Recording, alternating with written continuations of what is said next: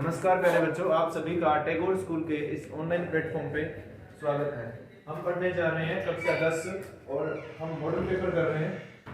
तो model paper number 6 है। Model paper number 6 है। 10 लेके मॉडल पेपर नंबर 6 चल रहा है।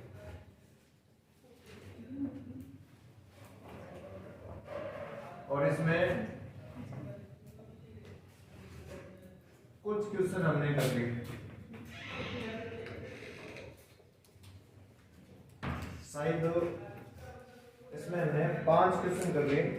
छठा क्वेश्चन देखिए, लिखा हुआ है दो संख्याओं का अंतर 26 है। एक संख्या दूसरी संख्या की 3 गुनी है। सिंपल बात यह है कि इनमें एक संख्या बड़ी और एक संख्या छोटी होगी, तभी तो इनका अंतर 26 है। तो आप लोग एक काम करो, इनमें हम मान लेते हैं। क्वेश्चन नंबर 6, माना बड़ी संख्या, और बड़ी संख्या को मैंने क्या मान लिया x, तथा छोटी संख्या को मान लेते हैं। छोटी संख्या को मानेंगे, छोटी संख्या को मानेंगे y, छोटी संख्या को y मानेंगे। इसमें ये लिखा हुआ है दो संख्याओं का अंतर, तो मैं लिखूंगा प्रश्नानुसार दो संख्याओं का अंतर। तो बड़ी संख्या में से छोटी संख्या को घटाएंगे तो x माइनस वाई, इन दोनों का अंतर कितना आएगा, वो दे रखा है 26। ये हो गई समीकरण नंबर 1। फिर आगे लिखा हुआ है एक संख्या दूसरी संख्या की 3 गुनी है। छोटी संख्या को 3 से गुणा करेंगे। छोटी संख्या कौन सी है, y। तो छोटी संख्या को 3 से गुणा करने पे कौन सी संख्या आएगी, बड़ी। यह समीकरण नंबर 2। समीकरण 1 और 2 को देखो, 2 का मान 1 में रख दो। समीकरण 2 का मान समीकरण 1 में, या मैं ये भी लिख सकता हूं कि x का मान समीकरण 1 में रखें। x का मान यहां रखेंगे तो ये कितना है, 3y माइनस y बराबर 26। 3y में से y निकालोगे तो कितना आएगा, 2y बराबर 26। 2 से ये कटेगा 13 बार, तो y बराबर कितना आएगा, 13। अब ये y का मान आप समीकरण 2 में रखोगे।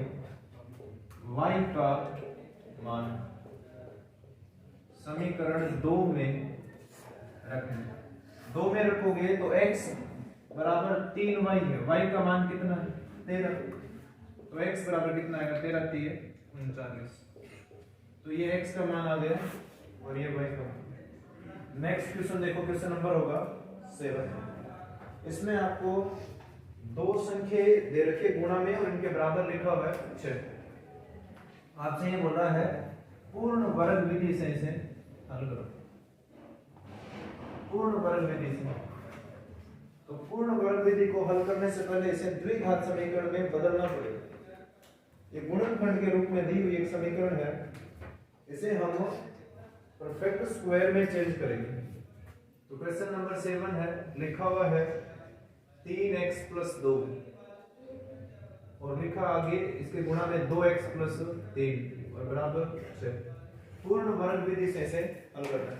बहुत सिंपल है, पहले इनको गुणा करो। तो 3 को 2 से गुणा करेंगे तो 6x × x²। 3 को 3 से गुणा करेंगे तो कितना आएगा, 9x। 2 को 2 से करेंगे तो 2 दूना 4x और 3 दूना 6 और बराबर 6। अब ध्यान से देखो, आपसे ये बोला गया है कि पूर्ण वर्ग विधि से करना है। तो पहली बात तो 6 से 6 कटता है ना। 6x² प्लस 9 और 4 कितना हो गया, 13x और बराबर है 0। तो बहुत सारे बच्चे अब ये सोचेंगे सर इसमें तो वो c का पद ही नहीं बचा, कैसे करेंगे। कोई दिक्कत नहीं है। पहली बात तो ये कि पूर्ण वर्ग विधि से इसे हल करने के लिए पहले ये चेक करेंगे कि इसके हल है या नहीं। इसका मतलब ये वहां विविक्तिकार हम चेक करेंगे b² - 4ac। इसका मान देखेंगे तो b का मान यहाँ कितना है, 13। तो 13 का स्क्वायर।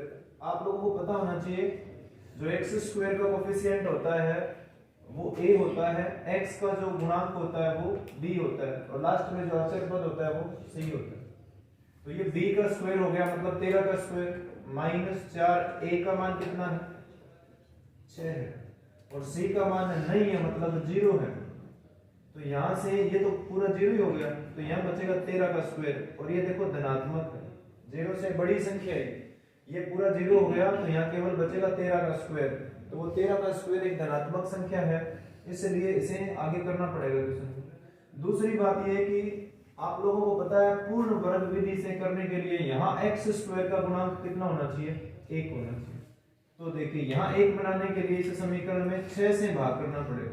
इस समीकरण में 6 से भाग करेंगे तो ये 6 से 6 कट गए और यहाँ आएगा 13 बटा में आएगा 6 और x और बराबर कितना आएगा 0। अब एक फॉर्मूला आप लोगों को पता होना चाहिए, मेरा दिखवाया हुआ है, बुक में ये नहीं होता है, x प्लस x के गुणांक का आधा, इसका स्क्वायर करते हैं, फिर माइनस जो यहां लिखा है वो यहां लिखना है सेम, x के गुणांक का आधा, इसका भी स्क्वायर है और प्लस लिखते हैं शेष पद और बराबर लिखेंगे 0। तो इसमें सभी के आपको मान रखना है, तो देखना इस समीकरण में से जिसमें आपने x स्क्वायर का गुणांक 1 बनाया है उसी में से मान आपको इस फॉर्मूले में रखना है। यहाँ x है तो x लिखेंगे, फिर देखिए प्लस x के गुणांक का आधा है, तो पहली बात तो यहाँ x का गुणांक 13/6, तो इसका जब आधा करोगे तो होगा 13/12। ध्यान से देख लो 13/6 का आधा कितना होगा 13/12 होगा, वो मैंने यहाँ लिख दिया। इसका स्क्वायर माइनस है तो माइनस लिखेंगे और वही सेम है x के गुणांक का आधा तो 13/12 ही होगा और इसका स्क्वायर। शेष पद इसमें नहीं है, शेष पद नहीं है, देख लो यहाँ पर इसमें शेष पद है ही नहीं, तो कितना लिखेंगे 0 और बराबर 0। यहाँ से x प्लस 13/12 इसका स्क्वायर है, ये 0 जोड़ने से कोई फर्क नहीं पड़ेगा, ये संख्या माइनस के देखो बाहर तो दूसरी तरफ भेजेंगे तो ये हो जाएगा प्लस का, और इसे मैं लिखूंगा 13/12 का स्क्वायर, या मैं इसे 169/144 में लिख सकते हैं। ध्यान से देखो स्क्वायर करके लिख सकते हैं, तो स्क्वायर करके अगर लिखते हैं तो 13 का स्क्वायर 169 होता है और 12 का 144। अब नेक्स्ट स्टेप में ये जो स्क्वायर है इसको दूसरी तरफ भेजेंगे तो 169/144, और आप लोगों को पता है अंडर रूट क्या होता है प्लस माइनस, तो यहां से प्लस माइनस 13/12 आएगा और ये है x प्लस 13/12। अब यहाँ आपको x का मान निकालना है, तो 13/12 यहाँ प्लस का है तो दूसरी तरफ जाएगा तो हो जाएगा माइनस का, और प्लस माइनस 13/12। यहां से आपको एक बार प्लस लेना है और एक बार माइनस लेना है, तो प्लस जब लोगे तो ध्यान से देखो x बराबर ये 13/12 तो माइनस कर 13/12, अगर मैं यहां से प्लस लेता हूं तो वो 13/12 प्लस का है। अब ये संख्या प्लस की और ये माइनस के, तो आंसर कितना है 0। इसी प्रकार अगर आप यहां से माइनस लेते हो तो x बराबर माइनस 13/12 और माइनस 13/12। देखिए यहाँ पे लिखा हुआ है प्लस लेने पे तो मैंने प्लस लिखा है, और यहाँ मैंने लिखा है माइनस लेने पर तो यहाँ क्या ले लिया माइनस। अब दोनों संख्या माइनस की है तो ये कितना हो गया, ये 2 गुना हो जाएगा, है ना, दो संख्या सेम होती है तो कितना गुना हो जाता है 2 गुना, तो 2 गुना माइनस 13/12, और ये 2 से कटता है 6 बार, तो यहाँ से x शायद नीचे दिखाई नहीं दे रहा होगा, ऊपर लिख देता हूँ, तो x बराबर कितना आएगा माइनस 13/6। ये फाइनली आंसर आ गया, x बराबर 0 और x बराबर माइनस 13/6। तो सिंपल है। नेक्स्ट क्वेश्चन देखिए,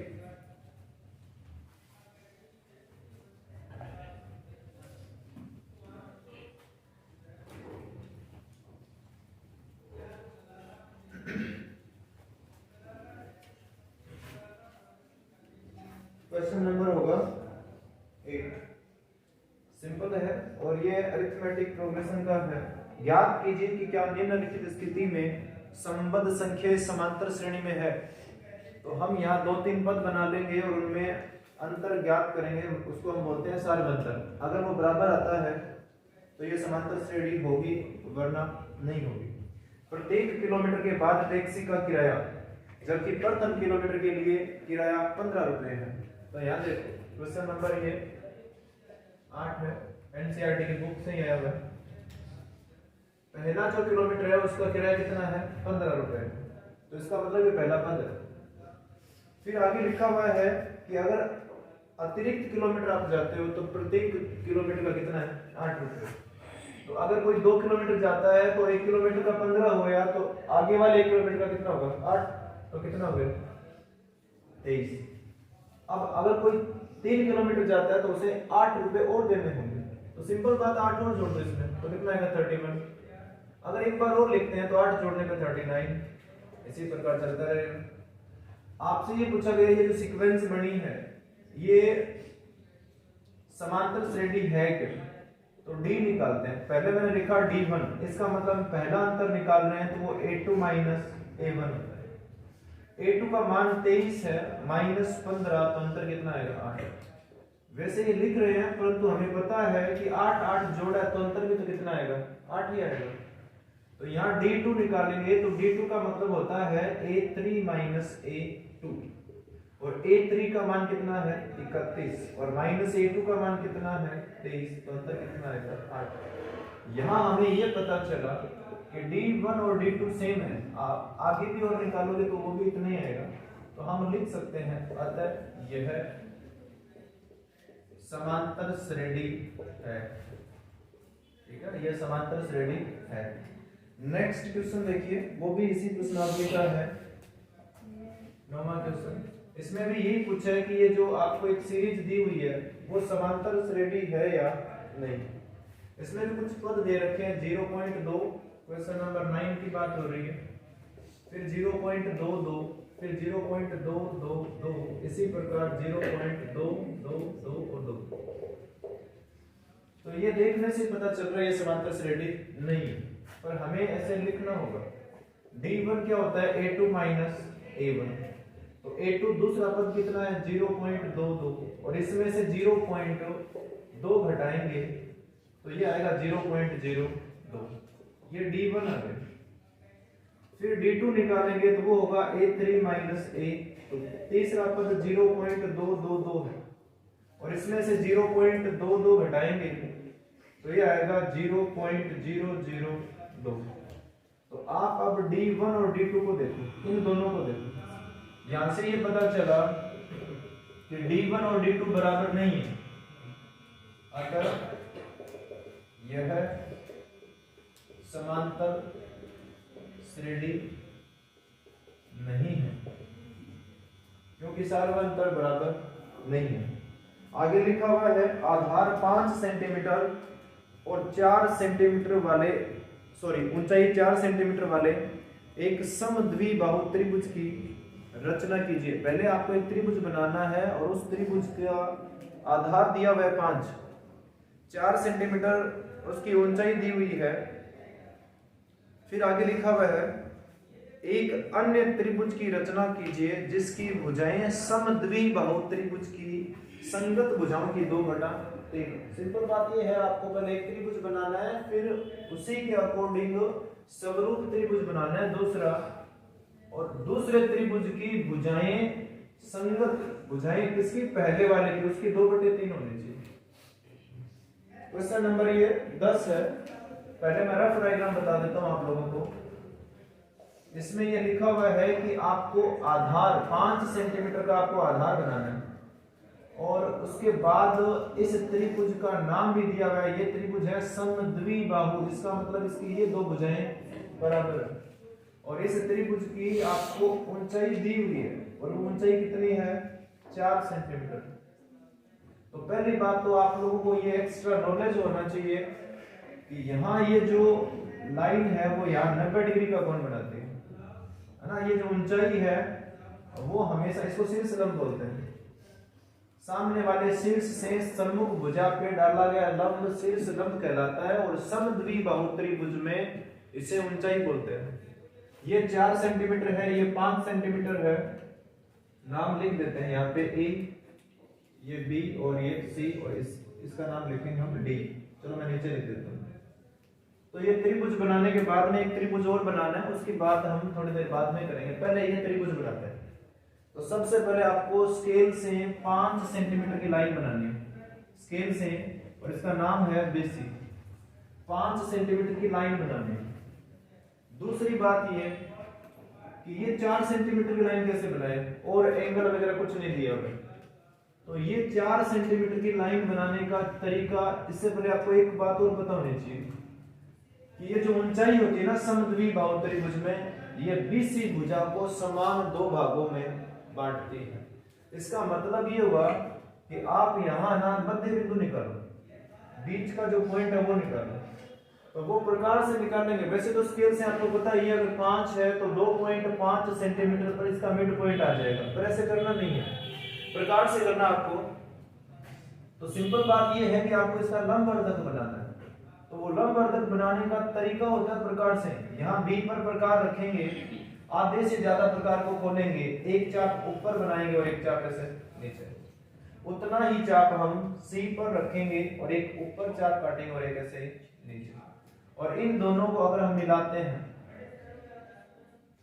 तो ऐसे मिलाने से यहाँ एक पॉइंट आएगा और ये बीसी भुजा का क्या है, अर्धक है। अब आपको ये डी पॉइंट मिल गया, तो डी से ऊपर आपको कितनी दूर पर चाप काटना है, 4 सेंटीमीटर। तो प्रकार से 4 सेंटीमीटर आप माप लो, और यहां से ये डी है, यहां से 4 सेंटीमीटर का चाप काटो ऐसे। देखो ऊपर लाइन मिली नहीं है, तो यहां हम स्केल रखेंगे और ऐसे मिलाएंगे इसको, तो ऊपर तक मिला दो। अब देखिए यहाँ जो चाप इस रेखा को काट रहा है वो पॉइंट होगा ए। ये पॉइंट देखिए ए मिल गया हमें। अब ए को बी और सी से मिलाना है, ए को बी से और ए को सी से मिलाना है। आप लोग ये जो पूरा काम करते हो पेंसिल से करते हो, तो ये नीचे जो बना ना इसकी कोई जरूरत नहीं है, और ये थोड़ा सा हमें डिस्टर्ब करेगा, इसलिए इसे हटाएंगे, इरेज कर देंगे। तो इसे हटा देते हैं, क्योंकि आप लोगों को पता है अगर हम समरूप त्रिभुज की रचना करते हैं तो वो समरूप त्रिभुज नीचे है ना, उसके लिए रचना के लिए नीचे जगह चाहिए था। यहाँ बीसी रेखा के साथ एक न्यून कोण बनाते हुए लाइन बनानी होती है, और उस लाइन का हम नाम लिखते हैं BX। जो हमें त्रिभुज समरूप बनाना है उसका जो रेशियो है, अनुपात है, वो है 2:3। आप लोगों को ये पता होना चाहिए, जो संख्या बड़ी होती है, इन दोनों में जो संख्या बड़ी होती है उतने चाप कटते हैं इस BX रेखा पर। तो B पर हम रखेंगे प्रकार, पहला चाप, इसी प्रकार ये दूसरा चाप, और उतना ही है तीसरा। ध्यान से सुन लो, यहाँ प्रकार रखना है, ऐसे पेन से नहीं काटना है। प्रकार यहाँ रखेंगे, पेंसिल से यहाँ काटेंगे, यहाँ प्रकार रखेंगे, फिर आगे यहाँ प्रकार रख आगे। ये पॉइंट B1 है, ये B2 है और ये B3 है। अब यहाँ C से एक बिंदु को मिलाते हैं, उसका भी रूल है, और वो रूल है जो संख्या नीचे लिखी होती है ना हर में, उससे मिलाएंगे। तो ये C बिंदु को हम मिलाएंगे B3 से। किससे मिलाएंगे, थोड़ा सा गलत हो गया, B3 से मिलाएंगे। और अगर B3 से मिला दिया तो अब जो काम हम B3 पर करेंगे ना, वही आपको B2 पर करना है। यहां B3 पर प्रकार रखेंगे, इस प्रकार को घुमाएंगे, फिर B2 पर उतना ही आपको चाप प्रकार रख कर चाप काटना होता है ऐसे। अब यहां आपको प्रकार रखना है और यहां तक मापना है, और उतना ही चाप आपको यहां रखकर यहां पर काटना है। अभी जो ये कटा है इस बिंदु को अगर B2 से मिलाते हैं तो यहां देखिए एक पॉइंट मिला है, और उस पॉइंट का नाम हम लिखेंगे C'। ठीक है, जिस प्रकार आपने B3 को देखकर या B3 पे जो काम किया है उसी के अनुरूप आपने B2 पे काम किया। तो अभी आप C पर जो काम करेंगे वही हमें C' पर करना है। तो सिंपल बात यह है कि हम एक रेखा के समांतर दूसरी रेखा बनाते हैं। ठीक है, तो यहाँ C पर प्रकार रखेंगे और यहाँ एक चाप काटेंगे। और इतना ही चाप हम सी डेश पर प्रकार रखेंगे और एक चाप काटेंगे सर। सी डेश पे नहीं रखना है, सी डेश बिंदु ये है, यहां नहीं रखना है, ये जो चाप कटा है इस जगह रखना है प्रकार, और ये कोण माप लेते हैं और उसी प्रकार यहां हम प्रकार रखेंगे और एक चाप काट देंगे। और अभी जो चाप कटा है उसको सी डेश से मिलाएंगे तो ये रेखा ए बी रेखा को एक बिंदु पे काटती है और उस बिंदु का नाम क्या होगा, ए डेश। तो अब एक त्रिभुज का निर्माण हुआ है और उस त्रिभुज का मैं नाम बोलता हूं ए डेश, बी और सी डेश। ये त्रिभुज जो हमें गिवन त्रिभुज है, जो हमें दिया हुआ है उस त्रिभुज का समरूप है उसके, लेकिन इसकी भुजाएं क्या है, छोटी है। ठीक है, तो नेक्स्ट क्वेश्चन देखो। रचना में जो आप काम करते हो बस वो साइड में लिखना होता है।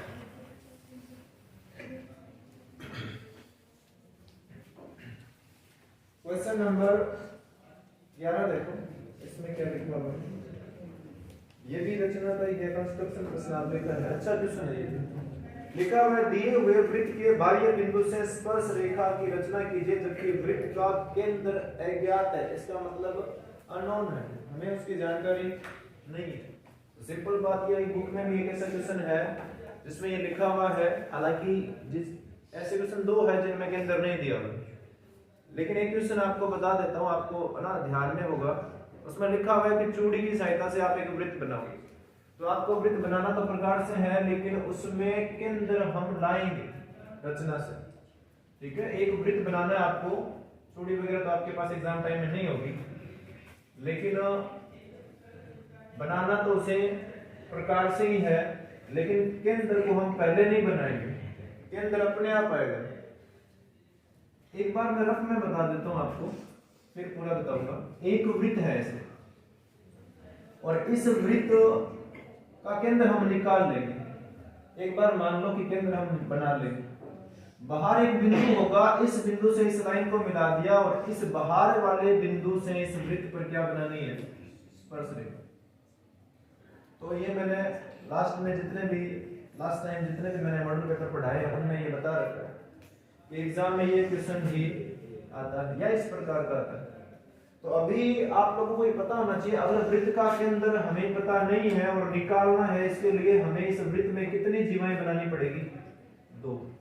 तो 2 जीवाएं बनाते हैं, आपको लिखना पड़ेगा पहले, है ना। रचना में क्या लिखोगे आप, रचना में लिखोगे सर्वप्रथम हमने एक वृत्त बनाया, पर यहाँ ये नहीं लिखना है कि प्रकार की सहायता से बनाया, तो वहां आप लिख देना चूड़ी की सहायता से बनाया।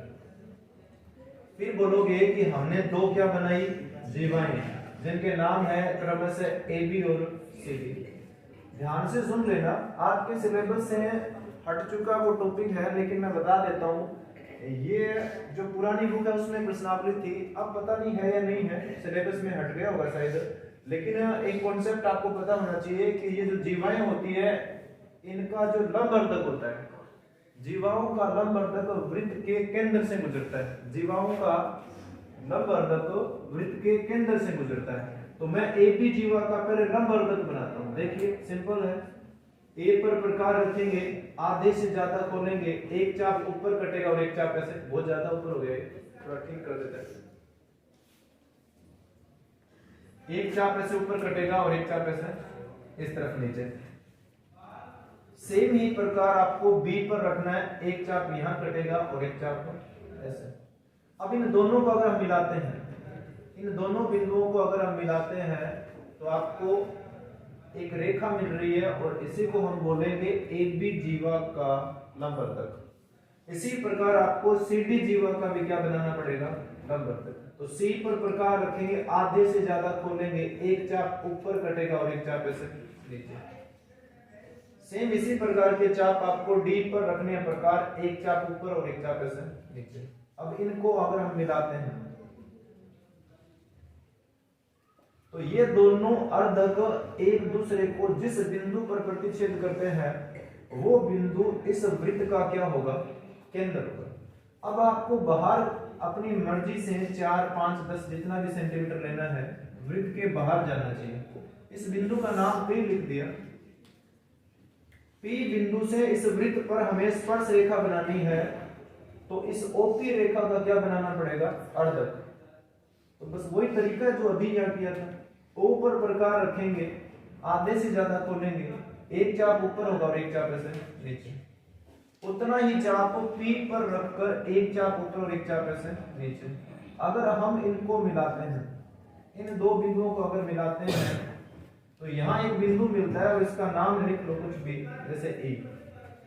ई बिंदु पर आपको प्रकार रखना है। अगर ओपी रेखा का ये मध्य बिंदु है, अगर ये ई बिंदु ओपी का मध्य बिंदु है तो इसका मतलब ये हुआ कि ओ ई और ईपी ये दोनों इक्वल डिस्टेंस है। तो डी अब सॉरी ई पर आप प्रकार रखते हो, तो चाहो तो पी तक खोलो या फिर ओ तक, एक ही बात है। तो यहां अगर मैं पी पर प्रकार रखता हूं, सॉरी ई पर प्रकार रखना है, पी तक आपको खोलना है, पेंसिल रखनी है, और अगर इसको आप ऐसे घुमाते हो तो ये ओ से ही आएगा और फिर ऐसे पी में वापस आ जाएगा। यहां ये जो वृत्त आपने अभी बनाया है, ये पहले वाले वृत्त को दो बिंदुओं में प्रतिच्छेद करता है और उनके नाम हम लिखेंगे एस और टी, कुछ भी लिख सकते हैं। एस बिंदु को पी से मिलाओ, एस बिंदु को पी से, और यहां नीचे टी बिंदु को पी से मिलाओ, तो ये हो गई वृत्त पर स्पर्श रेखा की रचना। ये क्वेश्चन नंबर साइड है 11। क्वेश्चन नंबर कौन सा है? 11। चलो नेक्स्ट क्वेश्चन देखो, नंबर 12 है नेक्स्ट। मैं बिल्कुल एकदम आराम से पढ़ा रहा हूँ, बहुत धीरे धीरे, तो समझ आना चाहिए आप लोगों को। क्वेश्चन नंबर 12 देखो, ये ट्रिग्नोमेट्रिक है, बुक का क्वेश्चन नहीं है लेकिन फिर भी हम करेंगे। लिखा हुआ है x बराबर 3 sin थीटा और प्लस 4 cos थीटा, और एक y दे रखा है वो है 3 cos थीटा और माइनस 4 sin थीटा है। तो सिद्ध कीजिए, वो जो सिद्ध करना है वो भी मैं लिख देता हूं। X square plus y square बराबर कितना होना चाहिए? 25। तो ध्यान से देखो, सिंपल बात ये हुई, ये खुद ही बोल रहा है कि x का स्क्वायर करना और y का भी स्क्वायर। देखिए सिद्ध करने वाले क्वेश्चन अच्छे होते हैं, सिंपल बोलूंगा मैं उनको, क्योंकि उनमें करना क्या ये पहले से पता होता है। यहाँ इसने बोला है कि x पर स्क्वायर करना और y पर भी स्क्वायर, तो इसे मान लेते हैं ये इक्वेशन नंबर 1 है और ये इक्वेशन नंबर 2। तो मैं ये बोलूंगा कि दोनों समीकरणों को वर्ग करके जोड़ने पर समीकरण 1 व 2 को वर्ग करके जोड़ने पर, तो हम पहले वर्ग करेंगे तो x का वर्ग कितना होगा? x स्क्वायर, y का वर्ग कितना होगा? y square. जोड़ दिया। फिर देखिए आरएचएस में इनका भी वर्ग करना है फिर जोड़ना है, तो 3 sin theta plus 4 cos theta, इसका वर्ग कर दिया। जोड़ना है तो बीच में प्लस लिखेंगे, इसका भी वर्ग करेंगे, 3 cos theta minus 4 sin theta, और इसका कर दिया वर्ग। अब यहाँ पर देखो a प्लस b का होल स्क्वायर, और यहाँ लगेगा a माइनस b का होल स्क्वायर। यहाँ ये होगा नो साइन स्क्वायर, तो ये a स्क्वायर हो गया, 3 का स्क्वायर 9 होता है और साइन का square sine square, plus 2, a का मान 3 sin थीटा और b का मान 4 cos theta, plus b square होता है, वो होता है तो 4 का स्क्वायर 16 और cos स्क्वायर थीटा। इसी प्रकार अगर बीच में प्लस है तो प्लस लिखूंगा। यहाँ a माइनस b का होल स्क्वायर है, तो a का स्क्वायर हो जाएगा 9 cos स्क्वायर थीटा, 3 का स्क्वायर 9 और cos का square cos square, minus 2, a का मान 3 cos थीटा और b का मान 4 sin थीटा। और फिर ध्यान से देखो b स्क्वायर होता है तो वो होगा 16 sin स्क्वायर थीटा। एक चीज ध्यान से देखना, ये 2 गुना 3 गुना 4 sin थीटा cos थीटा है, और ये देखो माइनस 2 गुना 3 गुना 4 sin थीटा cos थीटा, ये दोनों सेम है, और ये प्लस का है और वो माइनस का, तो ये हो जाएंगे टेंशन, ये सेम है। एक बार फिर देख लो, 2 तिया 6 और 6 चौके 24, ये देखो 2 तिया 6 और 6 चौके 24, उसमें भी sin थीटा cos थीटा है और इसमें भी sin थीटा cos थीटा। अब एक चीज ध्यान से देखना, जिनके गुणा में 9 लिखा हुआ है उनको हम पास लिखेंगे, और जिनके गुणा में 16 लिखा है उनको हम साथ साथ लिख रहे हैं। तो 9 साइन स्क्वायर और यहाँ देखो 9 कोस स्क्वायर है। तो पहले तो ये मैं डायरेक्ट लिख देता हूँ कि इसमें और इसमें दोनों में 9 कॉमन आ गए। यहाँ 9 है तो 9 के साथ देखो साइन स्क्वायर है, फिर इस 9 के साथ कोस स्क्वायर है, तो मैंने 9 को बाहर लिखा तो अंदर केवल क्या आएगा कोस स्क्वायर, प्लस 16 को मैंने कॉमन ले लिया। यहाँ देखो साइन स्क्वायर है और यहाँ 16 के साथ कोस स्क्वायर है, तो कॉमन ले लिया तो फिर दोनों के साथ थोड़ी आएगा, वो तो बाहर आ गया ना गुणा में। Sine square plus cos square कितना होता है 1, और यहाँ भी कितना होगा 1, तो ये 9 गुणा 1 है और प्लस 16 गुणा 1 है, तो ये आएगा 9 प्लस 16 जो होता है 25। ठीक है, तो बस यही प्रूव करना कि x square plus y square का जो वैल्यू है वो कितना आना चाहिए 25 आना चाहिए। आज हम इस वीडियो में इस लेक्चर में इतनी बातें करेंगे।